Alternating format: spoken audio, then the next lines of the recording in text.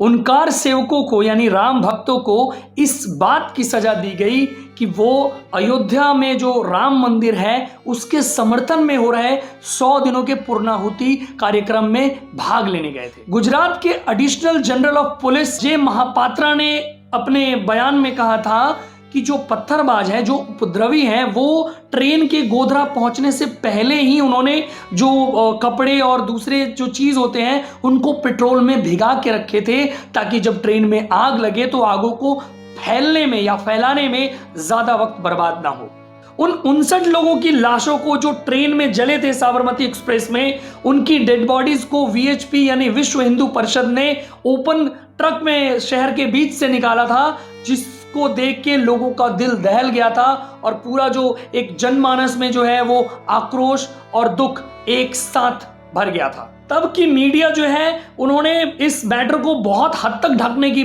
कोशिश की और कहीं ना कहीं आज भी जो है आप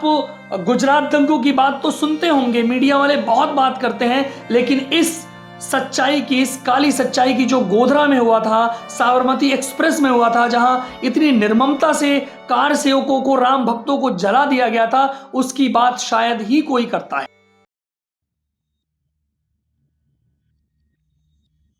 द साबरमती रिपोर्ट फिल्म का एक बड़ा फेमस डायलॉग है कि जब लोगों को सच जानना होता है तो वो मीडिया की ओर देखते हैं, लेकिन उसी मीडिया को जब सच दिखाना होता है तो वो अपने मालिकों की ओर देखता है और वही दिखाता है जो उसके मालिक चाहते हैं। और इसी वजह से कई सारी जो सच्चाइयाँ हैं, कई सारे जो सच वाले मुद्दे हैं जो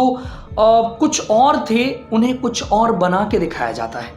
और इस गोधरा कांड मामले में भी वही हुआ, जब वामपंथी विचारधारा के पत्रकारों और मीडिया हाउसेस ने इस पूरी ये पूरा जो ब्रूटल कांड हुआ था उसके अराउंड इतनी कॉन्स्पिरेसी बुंदी, इस तरीके की रिपोर्टिंग की, इस तरीके की न्यूज़ दिखाए कि ये मामला जो है वो हवा में मानो उड़ गया। और 59 कार सेवक यानी 59 लोग जो भगवान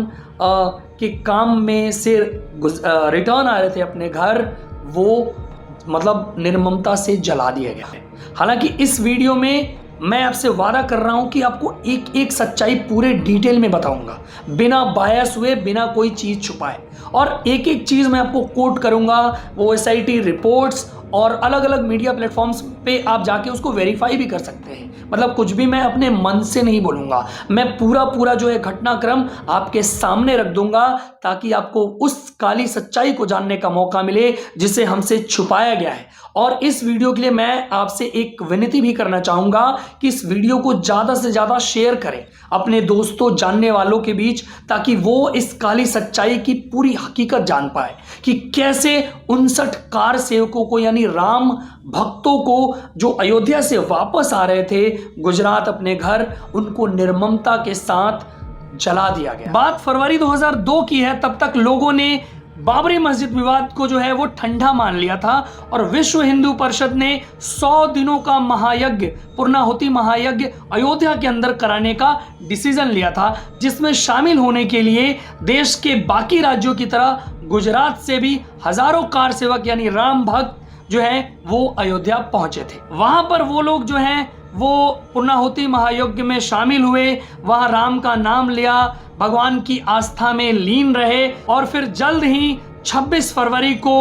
उन लोगों ने वहां से वापस लौटने का फैसला किया। 26 फरवरी 2002 को 1700 कार सेवक अयोध्या से साबरमती एक्सप्रेस में चढ़े और 27 तारीख को सुबह 7:43 यानी 7:43 पे वो ट्रेन जो है वो गोधरा स्टेशन पे पहुंची। वो ट्रेन जो है वो 4 घंटे डिले थी, इस वजह से उस टाइम पे पहुंची थी, अदरवाइज उसका जो टाइम है वो 3 से 4 के बीच में ही था। जैसे ही वो ट्रेन वहां थोड़ी देर रुकने के बाद आगे की ओर बढ़नी शुरू हुई, मल्टीपल टाइम्स जो है उस ट्रेन की चेन पुलिंग हुई, यानी चेन खींची गई, जिसकी वजह से स्टेशन से थोड़ा निकलने के बाद ही एक जगह पे जो है वो ट्रेन जो है वो अचानक रुक गई। मल्टीपल टाइम्स ये चेन खींची गई थी, ये बात ड्राइवर ने भी कंफर्म की थी और जांच के बाद जो है वो जो ट्रेन का मैकेनिज्म है उससे भी ये बात जो है वो प्रूव हुई थी कि ट्रेन को मल्टीपल टाइम जो है उसकी चेन पुलिंग हुई थी। खैर,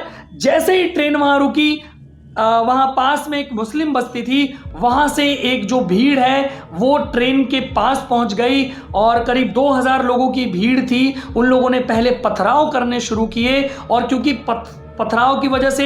जो है अब मुश्किलें हो रही थी, तो कार सेवकों ने जो है वो खिड़कियां बंद कर ली ट्रेन की, जिसके बाद जो है मतलब उस पत्थरबाजी के दौरान ही कुछ लोग अंदर भी पहुंच गए और जो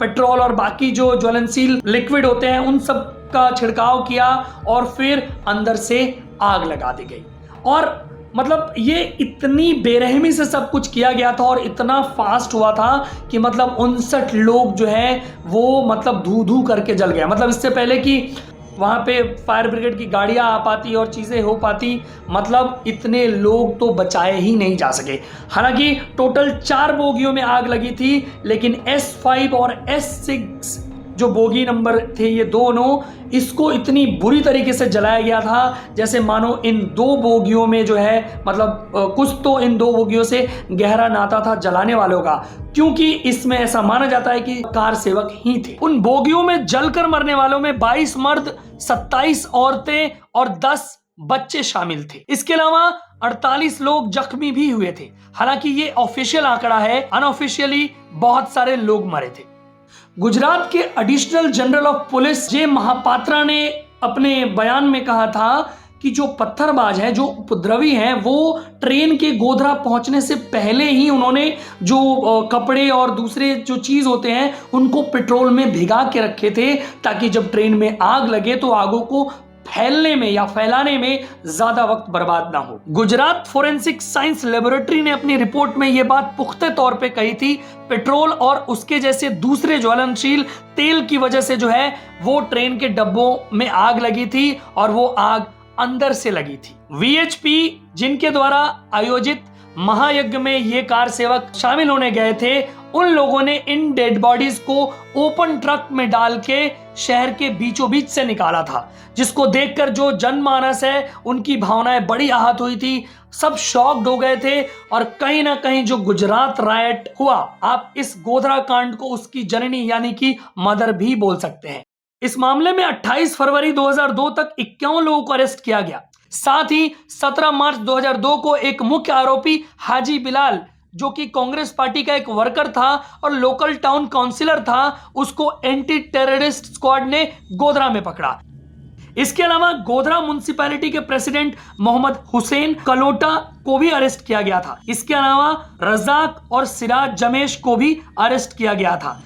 इस मामले में एक SIT का गठन किया गया था, जिसके अनुसार करीब 1540 लोगों की मुस्लिमों की एक भीड़ ने साबरमती एक्सप्रेस पे हमला किया था, उसके 4 बोगियों में आग लगाया था और जानबूझकर उन 2 बोगियों को टारगेट किया गया था जिसमें कार सेवक जो है वो ज्यादा भरे हुए थे, S5 और S6, और उनके हिसाब से ये एक सोची समझी साजिश थी। चार्जशीट में यह भी मेंशन था कि कैसे मॉब ने पुलिस पे भी हमला किया और फायर ब्रिगेड की गाड़ियों को भी मौके पे पहुंचने से रोका।